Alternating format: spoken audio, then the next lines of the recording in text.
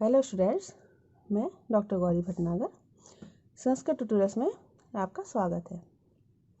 पिछले वीडियो में पंचरात्रम जो महाकाव्यभास का नाटक है उसके विषय में पढ़ रहे थे, जो कि यज्ञ के समय दुर्योधन के द्वारा किए जाने के समय ब्राह्मणों ने वर्णन किया है वहाँ पर कि वो यज्ञ की जो हवन कुंड है वहाँ से अग्नि चारों तरफ फैल गई है। तो दो तीन ब्राह्मण जो उसके विषय में बता रहे हैं, उसी को आगे पढ़ते हैं। दूसरा ब्राह्मण कहता है एवं एतत् ऐसा ही है। अग्नि भयादेश भीते निवासते दुजे कुले व्युत्क्रांत चरिते ज्ञाति ज्ञाति भयादे। वो कहते हैं ऐसा अग्नि, यह जो अग्नि है वो अग्नि भयात, अग्नि के भय से। कौन सी अग्नि? जो यज्ञ की अग्नि है, यज्ञ लौकिक अग्नि के भय से भीते डरे हुए दूजे ब्राह्मण के द्वारा व्युत्क्रांत चरित्र सदाचार का उल्लंघन करने वाले वंश में ज्ञाति भयात, संबंधी के भय से, ज्ञाति संबंधी के द्वारा ही जो है वो निर्वास्यते अन्यत्र ले जाई जा रही है। अर्थात वो कहता है कि जिस प्रकार से वो कहते हैं कि जो यज्ञ की अग्नि है, ये लौकिक अग्नि में जो अग्नि आग से तो फैल गई, उसके डर से ब्राह्मणों के द्वारा उसी प्रकार दूसरी जगह ले जाई जा रही है।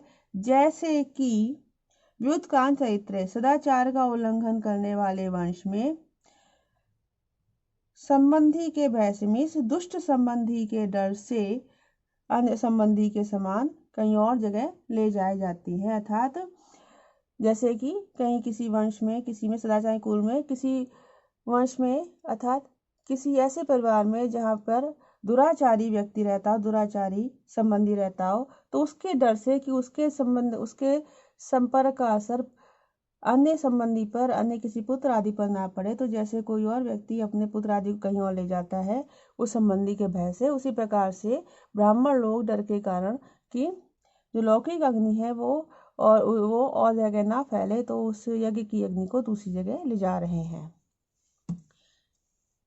तीसरा ब्राह्मण कहता है इदम अपश्यताम भवंतो, कहता है आप दोनों यह भी देखिए। क्या देखिए? शकटी च गतापूर्णा शिच्यमानापि वारिणा। शकटी च गतापूर्ण की घी से भरी, गतापूर्णा घी से भरी हुई, शकटी मीन्स गाड़ी, वारिणा शिच्यमाना पानी से सींची जाती हुई भी, मीन्स जो घी से भरी हुई गाड़ी हो पानी से जाती, मीन्स जिसको कि पानी से बुझाया जा रहा है, जिसकी आग को, तो वो पानी सींची जाती हुई भी। नारी और प्रतप्त्या बाल स्नेहेन दह्यते।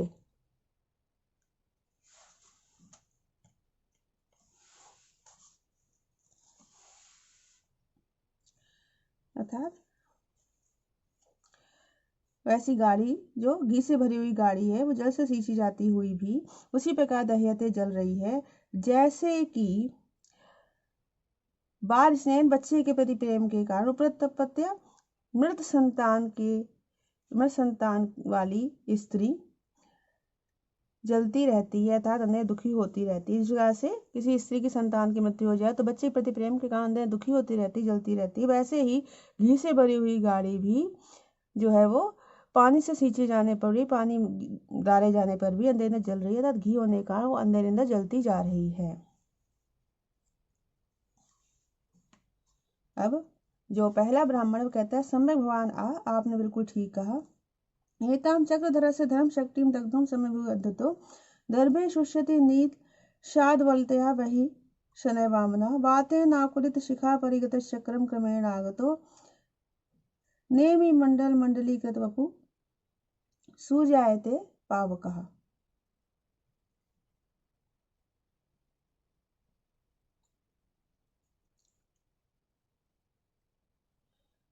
अब वो कहता है, पहला कहता है कि वह नील शादवलतया, यहाँ से लेंगे वहनी नील शाद बलत्या, अर्थात अग्नि जो है वो शाद बलत्या नी शाद बलत्या हरी घास के कारण शनय धीरे धीरे वामन छोटी होती हुई धीरे धीरे छोटी होती हुई दर्भ है कुशाघास के शुष्यति सूखे होने पर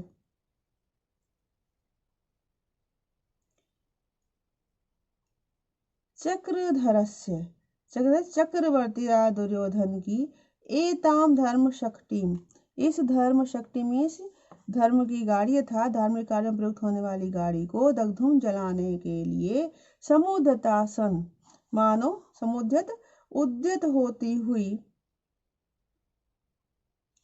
तत्पर होती हुई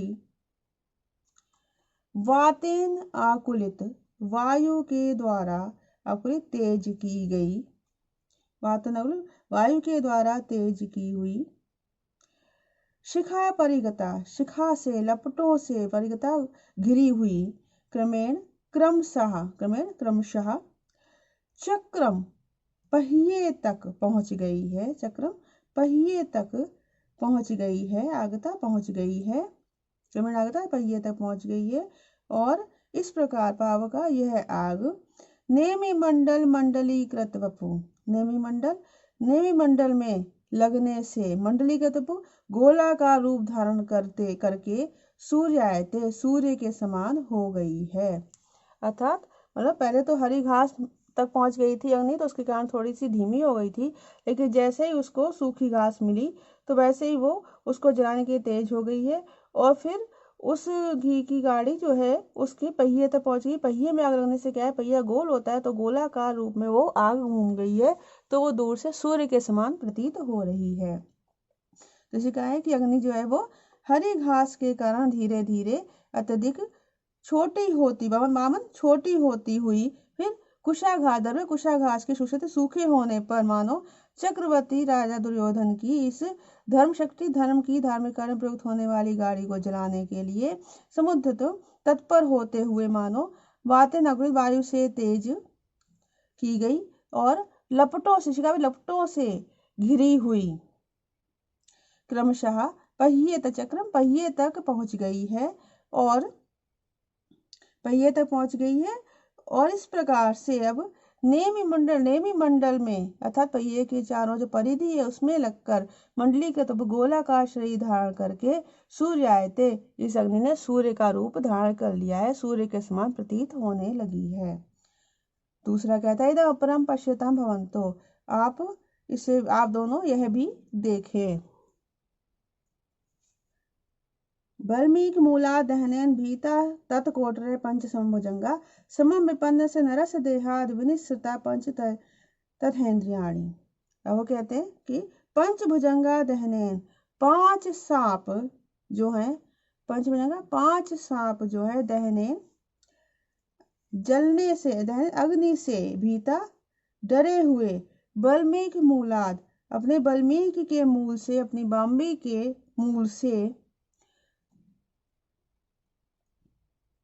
तत्कोटरे उसके छिद्रों के जो है वो समम साथ विपन्न उसके छिद्रों के साथ वैसे ही मनुष्यता निकल रहे हैं जैसे कि विपन्नस्य नरस्य देहात मरे हुए मनुष्य के शरीर से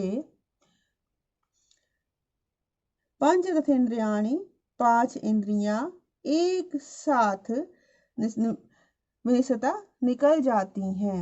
अर्थात जिस प्रकार से मनुष्य के मर जाने पर उसकी इंद्रियां उसके शरीर से निकल जाती हैं, काम करना बंद कर देती हैं, वैसे ही पांच सांप भी अग्नि से डरकर अपनी जो बर्मी की अपना जो रहने की जगह बाम्बी है उसमें से निकलकर बाहर भाग रहे हैं। तो पंचभुजंगा पांच सांप दहनेन भीता अग्नि से डरे हुए अग्नि के द्वारा जलने से डरे हुए बल्मीक मूला तत्कोटरे समम बल्मीक के अपनी बाम्बी के मूल से तत्कोटरे उसके छिद्रों के द्वारा वैसे ही मिश्रता निकल रहे हैं जैसे कि विपन्न से नरस्य देहात मरे हुए मनुष्य के शरीर से पंच इंद्रियाणी समम 5 इंद्रियां एक साथ निकलती हैं। उसी प्रकार से 5 सांप एक साथ निकलकर भाग रहे हैं।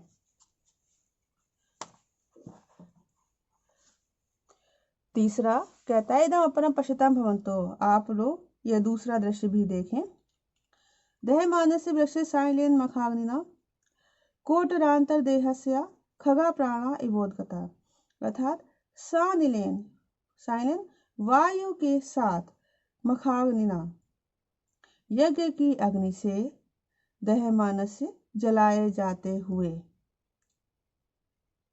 कहते हैं साइलेन वायु के साथ यज्ञ की अग्नि से जो है वो दह्यमान जलाए जाते हुए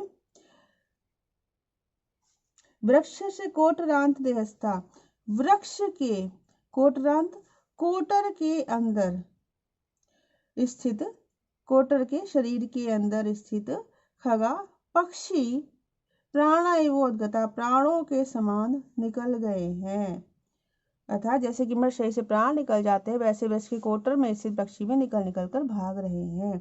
सानिलेन कहते हवा के साथ मखाग्नि यज्ञ की अग्नि से दह्यमान से वृक्ष जलाए जाते इस वृक्ष के कोटरांत देहस्था, कोटर रूपी देह के अंदर स्थित, कोटर के अंदर शरीर, कोटर रूपी शरीर में स्थित खगा पक्षी प्राणों के समान निकल गए हैं। जैसे प्राण निकल जाते वैसे पक्षी उसमें से निकलकर चले गए हैं।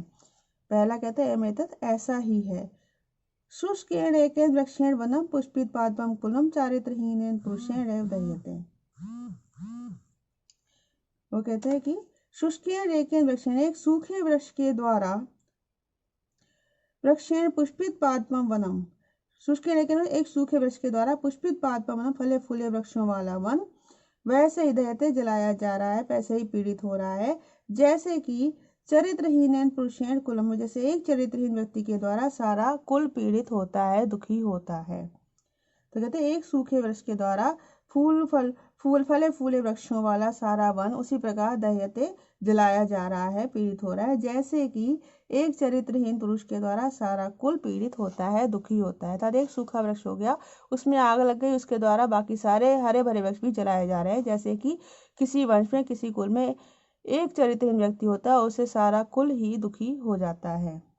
सारे श्लोकों में उपमा अलंकार का बड़ा ही सुंदर प्रयोग किया गया है, उपमा अलग अलग देके। दूसरा ब्राह्मण कहता है एते वातो धता वंशाम दह्यमाना मखानिना भाग्यानि मनुष्याणाम उन्नमंती नमंती चा। कह रहा एते वातो धता, ये हवा के द्वारा वातो धता हिलाए जाते हुए मखानिना और यज्ञ की अग्नि से दह्यमान जलाए जाते हुए वंशा बांस के जो वृक्ष है, बांस हैं जो, वो मनुष्य वो वैसे ही उन्नमंती नमंता वैसे ही कभी ऊपर उठ रहे हैं, कभी नीचे हो रहे हैं, जैसे कि मनुष्याणाम भाग्य मनुष्यों के भाग्य। अर्थात कहते ये हवा से हिलाए जाते हुए और मखानिना यज्ञ की अग्नि से जलाए जाते हुए बांस मनुष्यों के भाग्य के समान उन्नमंती नमंती जा, कभी ऊपर हो रहे हैं, कभी नीचे हो रहा है। जैसे मनुष्यों के भाग्य कभी ऊंचे, कभी अच्छे, कभी बुरे होते हैं। मनुष्य भाग्य कभी अच्छा होता है, कभी बुरा होता है, कभी ऊंचा होता है, कभी नीचा होता है। वैसे ही ये बांस भी जो जलाए जा रहे हैं, हवा से हिल रहे हैं और एक एक जलाए जा रहे हैं, तो यह भी ऊंचे नीचे हो रहे हैं, वायु से कभी ऊपर हो रहे हैं, कभी नीचे हो रहे हैं। तीसरा कहता है सम्यक भगवान, आपने बिल्कुल ठीक कहा। लत्या शक्तिया स्कंदे शुष्किया वेष्टिस्तरु निविष्टो दुष्कुले साधु स्त्री दोषेण दह्यते। अब कहते स्कंधे शक्तिया, स्कंधे तने में लगी हुई, शुष्किया लतिया सूखी लता से विष्ट घिरा हुआ तरु माने वृक्ष वैसे ही दह्यते जलाया जा रहा है। जैसे कि दुष्कुले निविष्टा, चरित्रहीन, दुष्कुले बुरे वंश में, चरित्रहीन वंश में निविष्टा रहने वाला साधु सज्जन स्त्री दोषेण, स्त्री के संग के दोष से पीड़ित किया जाता है। अर्थात किसी तने में कोई सूखी लता चिपकी हुई है और उसमें आग लगी है तो उससे वो सारा वृक्ष भी जल रहा है, तो वैसे जलाए जैसे किसी बुरे वंश में कोई अच्छा व्यक्ति रहता हो और वो बुरी स्त्री के साथ में आकर समाज में दुखी होता हो, पीड़ा पाता हो, वैसे ही वह वृक्ष भी जल रहा है।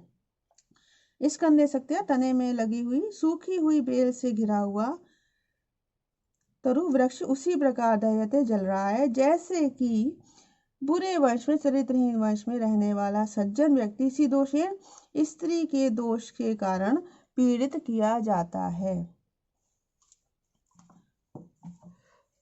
अब पहला कहता है यदा अपरम पश्यताम भवन्तौ, आप दोनों इसे भी देखें।